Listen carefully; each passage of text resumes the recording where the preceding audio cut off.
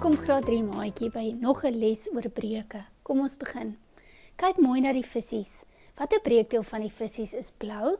Stap 1, tel die visse. 1, 2, 3, 4, 5, 6, 7, 8, 9. Daar is 9, maak 'n 9 en maak 'n streepie. Tel die blou visse.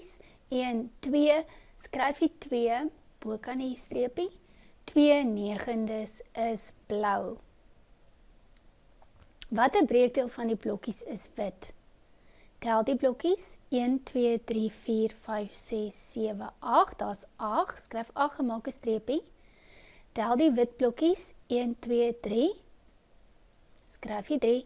3/8 is wit. In 'n toets kan hulle ook vir jou vra om breuke in te kleur. En hier is 'n voorbeeld. Kleur 7/8 van die blokkies in. Al wat jy moet doen is om na die teller te kyk. Hy sê vir jou hoeveel van die blokkies jy moet inkleur. Daar staan 7 en nou weet jy, kleur 7 in. Breukemuur help ons om te sien hoe groot breuke is. Hier is 'n hele. As die hele in 2 ewe groot dele verdeel word, noem ons dit 2 halwes. Sien jy dat 2 halwes gelyk is aan 'n hele? Wanneer ons dit in 3 ewe groot dele verdeel, noem ons elke stuk 'n derde. 3/3 is saam 'n hele. Wanneer ons 'n hele in 4 gelyke dele verdeel, noem ons elkeen 'n kwart en 4/4 is gelyk aan 'n hele.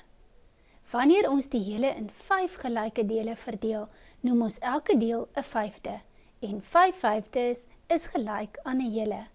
Kom ons vergelyk die breuke. Hier is 'n half en 'n derde ingekleur. Kan jy sien dat die half groter is as die derde? Moenie na die noemer kyk nie. Kyk na die grootte van die blokkie. Wat een is die grootste? 'n derde of 'n kwart? 'n derde is groter. Watter een is groter? 'n kwart of 'n vyfde? Kan jy sien 'n kwart is groter.